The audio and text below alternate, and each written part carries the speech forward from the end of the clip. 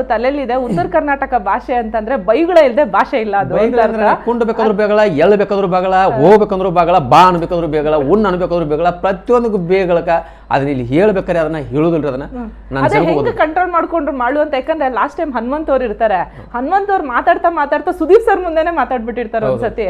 ನೀವ್ ಹೆಂಗ್ ಕಂಟ್ರೋಲ್ ಮಾಡ್ಕೊಂಡ್ರಿ ಒಳಗೆ ಅಂತ? ನಾ ಕಂಟ್ರೋಲ್ ಮಾಡ್ಕೊಂಡು ನನ್ನ ಮನಸ್ಸಿಗೆ ನನ್ನ ಆತ್ಮಕ್ಕೆ ನಾನು ಶಪತ್ ಅಂದ್ರೆ ಪ್ರಮಾಣ ಮಾಡ್ಕೊಂಡೇನ್ರಿ. ನಾ ಮಾಡು ಅಲ್ಲಿ ಒಂದು ಬೇಗಳು ಬೈಬಾರ್ದು, ಯಾರಿಗೆ ಮನಸ್ಸು ನೋಯಿಸಬಾರ್ದು.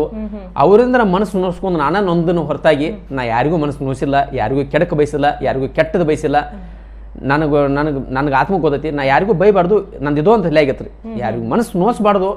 ನಾನು ಇರುವಟ ಕಾಲ ಇಲ್ಲಿ ನೆಮ್ಮದಿಯಾಗಿರ್ಬೇಕು, ಹಾಯಾಗಿರ್ಬೇಕು, ಅವ್ರ ಜೋಡಿ ಹೊಂದಾಣಿಕೆ ಆಗಿರ್ಬೇಕು, ನಂದು ಆಟ ನಾ ಆಡಬೇಕು, ನಂದು ಇಷ್ಟ ತಿಳ್ಕೊಂಡು ಹೋದವ್ರನ್ನ. ಓಕೆ, ಇಲ್ಲಿ ಬಿಗ್ ಬಾಸ್ ಕಂಟೆಸ್ಟೆಂಟ್ ಯಾರೆಲ್ಲ ಎಲಿಮಿನೇಟ್ ಆಗ್ಬಿಟ್ಟು ಬಂದಿದ್ದಾರಲ್ವಾ, ಅವ್ರೆಲ್ಲರೂ ಕೇಳಿದಾಗ ಎಲ್ಲರೂ ಹೇಳೋದು ಒಂದೇ ಮಾತು, ಮಾಳು ಅವ್ರ ಮನಸ್ಸು ತುಂಬಾ ಒಳ್ಳೇದು, ಮಾಳು ಸಿಕ್ಕಾಪಡೆ ದೇವ್ರ ತರ ಮನುಷ್ಯ, ಅದು ದೇವ್ರಂತ ಮನುಷ್ಯ ಅವರು, ಆದ್ರೆ ಬಿಗ್ ಬಾಸ್ಗೆ ಸೂಟ್ ಆಗಲ್ಲ ಅಂತ ಹೇಳ್ಬಿಟ್ಟು. ಯಾಕೆ ಹಂಗ ಅನಿಸ್ತು ಅವರಿಗೆ ಅಂತ?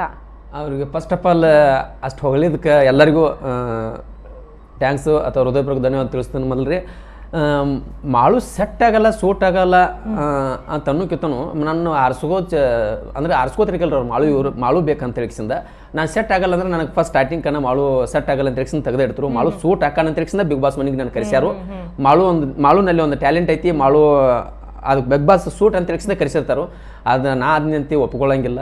ಯಾಕಂದ್ರೆ ಈಗ ಬಿಗ್ ಬಾಸ್ಗೆ ಬರ್ಬೇಕಾದ್ರೆ ಈಗ ಎಷ್ಟೋ ಇಂಟರ್ವ್ಯೂ ಇರ್ತಾವೆ, ಎಷ್ಟೋ ಜನ ಮಾತಾಡಿರ್ತಾರೋ, ಎಷ್ಟೋ ಜನ ನಮ್ಮ ಹೌದು ಸೂಟ್ ಆದ್ಮೇಲೆ ಬಿಗ್ ಬಾಸ್ಗೆ ಹೋಗ್ಬೇಕಾಗಿರ್ತೈತಿ. ನಾವು ಶೂಟ್ ಆಗ್ಲಿಕ್ಕಂದ್ರೆ ಇವ್ರು ನಡೆಯಂಗಿಲ್ಲ ಬಿಗ್ ಬಾಸ್ಗೆ, ಇವ್ರನ್ನ ಬ್ಯಾಡ ತಿಳಿಸಿಂದ ಇಲ್ಲೇ ರಿಜೆಕ್ಟ್ ಮಾಡ್ತಾರೋ. ನಾ ಅದಕ್ಕಂತ ಒಪ್ಕೊಳ್ಳಂಗಿಲ್ಲ ರೀ.